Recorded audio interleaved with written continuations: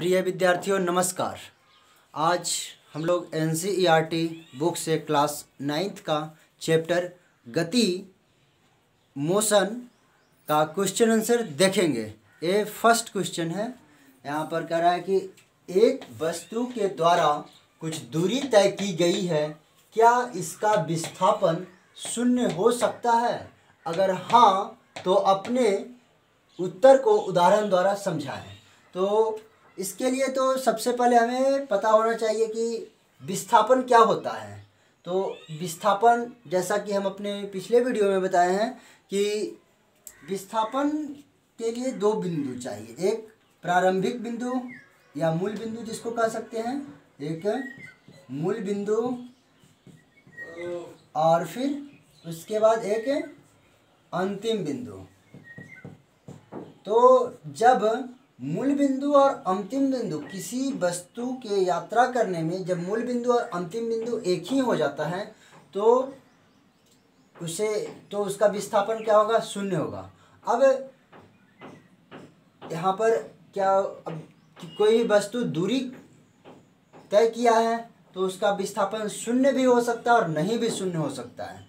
Depend इस बात पर करता है, निर्भर इस बात पर करता है कि उसका मूल बिंदु और अंतिम बिंदु एक है या एक नहीं है। तो अभी क्वेश्चन में कह रहा है कि हाँ यदि हो सकता है तो अपने उत्तर को उदाहरण द्वारा समझाएं। तो हम अभी हाँ को लेकर के समझाए हैं, जैसा कि क्वेश्चन बोल रहा है।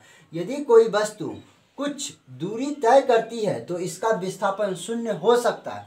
अब कौन सा स्थिति में शून्य हो सकता है? यदि वस्तु की प्रारंभिक एवं अंतिम बिंदु एक ही हो। जब जैसे कि सपोज हम यहाँ पर घर से निकले हैं विद्यालय जाने के लिए और फिर पुनः हम घर पर आ गए, तो हमारा जहाँ से यात्रा शुरू की वहीं पर हम पहुँच गए तो उसका विस्थापन क्या हो जाएगा? शून्य हो जाएगा। जैसे कि यहाँ पर एक डायग्राम से समझिए, यहाँ पर एक कोई मान लेते हैं ये है पटना, ठीक है, ये पटना है और यहाँ है राजगीर है। तो राजगीर से कोई भी बालक, कोई भी जो चला है आदमी यहाँ तक गया, इधर से गया और फिर पुनः ये राजगीर आ गया, ठीक है, ये पुनः राजगीर आ गया। तो इसका विस्थापन क्या है? 0 है, क्योंकि इसका मूल बिंदु ये इसका क्या है? ये मूल बिंदु और इसका अंतिम बिंदु दोनों है जो क्या है? समान हो गया, जिसके वजह से इसका विस्थापन है जो शून्य हो गया है। अब देखिए उदाहरण से समझाने के लिए बोला है। तो यदि कोई बालक घर से मार्केट जाता है और पुनः घर लौट जाता है तो इसका विस्थापन शून्य है। अब शून्य क्यों है? क्योंकि इसकी प्रारंभिक एवं अंतिम बिंदु एक ही हो गया, इसीलिए इसका विस्थापन है जो शून्य हो गया। एक क्वेश्चन सेकंड है। अब यहाँ से इस क्वेश्चन सेकंड को हम देखते हैं कि एक किसान 10 मीटर भुजा वाले एक वर्गाकार खेत की सीमा पर 40 सेकंड में चक्कर लगाता है। 2 मिनट 20 सेकंड के बाद किसान का विस्थापन का परिमाण क्या होगा? तो एक क्वेश्चन है और ये न्यूमेरिकल क्वेश्चन है, इसमें थोड़ा मैथ के जैसा सॉल्यूशन करना पड़ेगा। तो सबसे पहले क्वेश्चन तो एक बार पढ़ लिए। अब हम क्वेश्चन में देखते हैं कि हमें क्वेश्चन में क्या क्या दिया हुआ है। तो एक किसान है जो कि अपने 10 मीटर भुजा वाले एक वर्गाकार खेत है, उसका एक किसान है जिसका कि इस तरह का 10 मीटर वर्गाकार खेत है।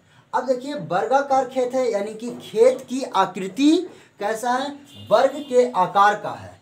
अब खेत की आकृति वर्ग के आकार का है तो वर्ग का क्या है जो क्वालिटी होता है, क्या गुण होता है वर्ग का? कि वर्ग का सभी भुजा आपस में बराबर होता है।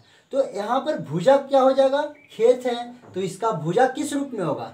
इसका भुजा आरी के रूप में होगा। तो मान लीजिए ये आरी पर है जो थोड़ा थोड़ा घास है जो उगा हुआ है, इस तरह से हम समझ सकते हैं कि ये आरी पर है जो थोड़ा थोड़ा चारों तरफ से घास है जो उगा हुआ है। ये हम हल्का सा बना देते हैं, समझ लीजिए आप लोग। और ये सभी जो अभी हम ज़्यादा नहीं बनाते, आप समझ लीजिए ताकि वीडियो लंबा फिर हो जाएगा। 10 मीटर है, यहाँ सब भुजा की लंबाई 10 मीटर है। अब इसमें हम क्वेश्चन में जो दिया हुआ है वर्गाकार खेत की भुजा, तो ये वर्गाकार खेत की भुजा कितना है 10 मीटर, जो कि वर्गाकार खेत की भुजा 10 मीटर लिख दिए। अभी क्वेश्चन में जो जो चीज़ दिया उसको लिख देते हैं। अब वर्गाकार खेत की परिमाप, तो इसका परिमाप क्या हो जाएगा, परिमाप मतलब क्या, भुजा, सभी भुजा की लंबाई, परिमाप का मतलब क्या हो गया, सभी भुजा की लंबाई। तो एक भुजा कितना है 10, तो वर्ग का कितना भुजा होता है 4, देख लीजिए आप भी गिन लीजिए, एक भुजा, दो भुजा, तीन भुजा और चार भुजा।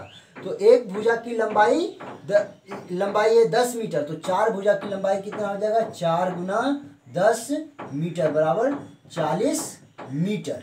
ये चीज यहाँ तक कोई दिक्कत नहीं है। अब है जो देखिए कि खेत की सीमा पर 40 सेकंड में चक्कर लगाता है, किसान है जो खेत की सीमा पर 40 सेकंड में चक्कर लगाता है, सीमा पर। अब जो चक्कर लगाने में इसको समय कितना लग गया, एक चक्कर पूरा करने में, सीमा मतलब एक बार एक चक्कर पूरा करने में किसान को 40 सेकंड का समय लगा है।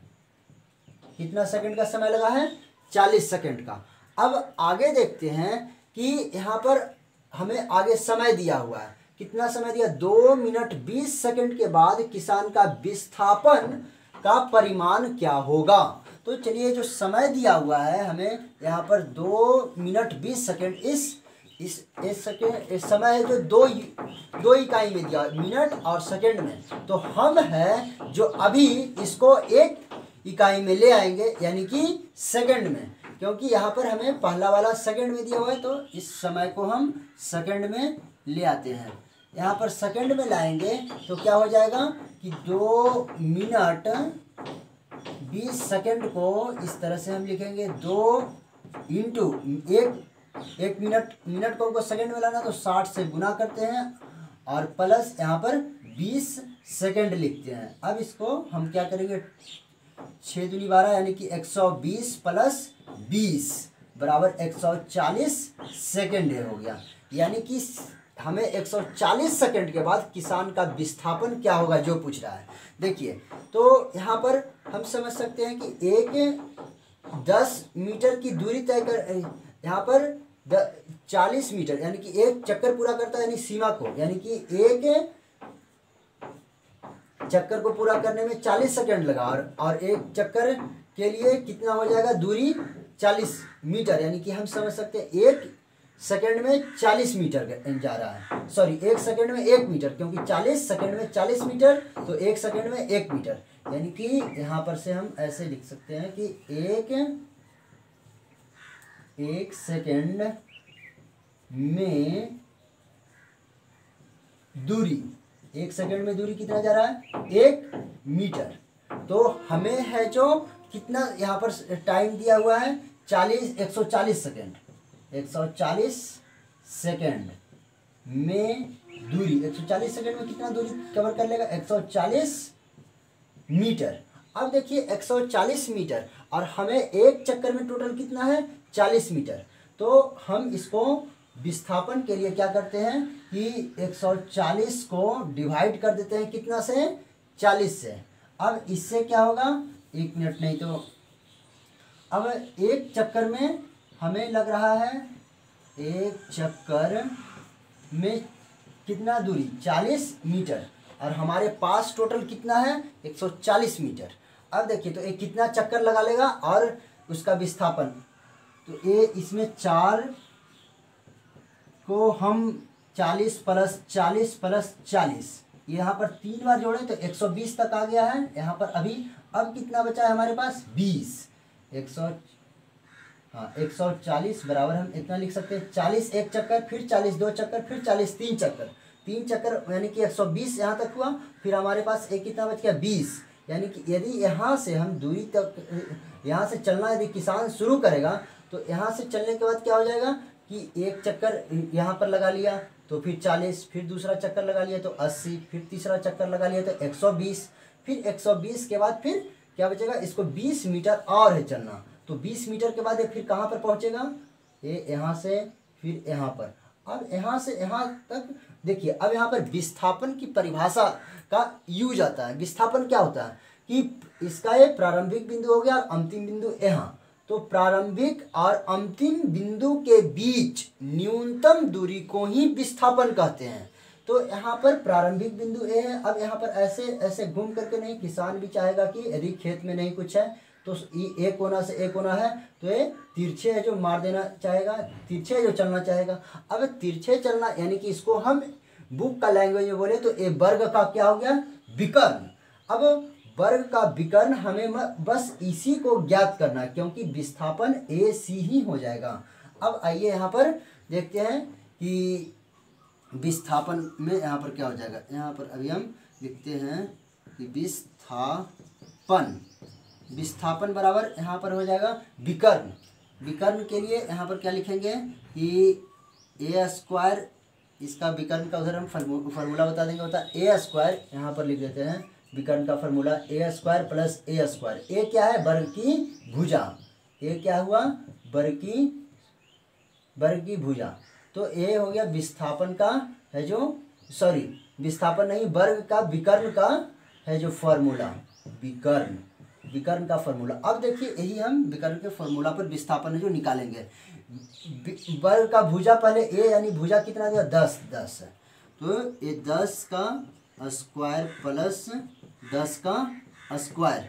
थोड़ा सा दिखने में छोटा होगा लेकिन आप लोग है जो थोड़ा समझने की कोशिश करिए कि ये 10 का स्क्वायर कितना हो जाएगा, 100 प्लस 100 बराबर, यहाँ पर हम लिखेंगे √200 बराबर हो जाएगा यहाँ 10। इसको हम 10√2 है जो बाहर निकालेंगे तो ए इसका क्या हो गया, इतना मीटर वर्ग। ए 2 मिनट 20 सेकेंड के बाद इसका विस्थापन है जो इतना 10√2 मीटर विस्थापन होगा। ये है जो क्वेश्चन नंबर 2 हो गया। देखिए अब हम लोग क्वेश्चन नंबर 3 देखेंगे।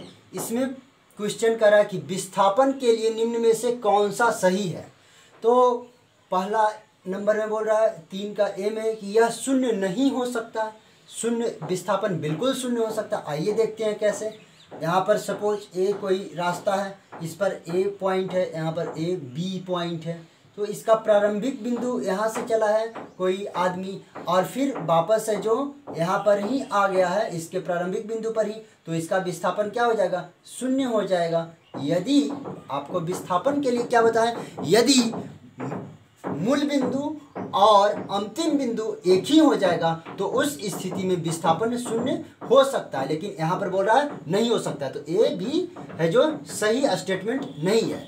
दूसरा कह रहा है कि इसका विस्थापन वस्तु के द्वारा तय की गई दूरी से अधिक है, कभी अधिक नहीं हो सकता है। क्यों? क्योंकि यदि यहाँ से चला है और फिर ये आगे जितना दूरी जाएगा, दूरी से अधिक कभी विस्थापन हो ही नहीं सकता है। ये बिल्कुल ही गलत है। अब ये क्वेश्चन 3 हो गया। अभी तक हम आपको पृष्ठ संख्या पेज नंबर 110 का आज क्वेश्चन आंसर करवा रहे थे और अब लास्ट में आपसे कहना चाहते हैं कि आप इसे तीनों क्वेश्चन जो बताए हैं सबको अपने नोटबुक में नोट कर लीजिए, लिख लीजिए और जहाँ भी समझने में प्रॉब्लम हो तो आप कमेंट करके पूछ सकते हैं। धन्यवाद।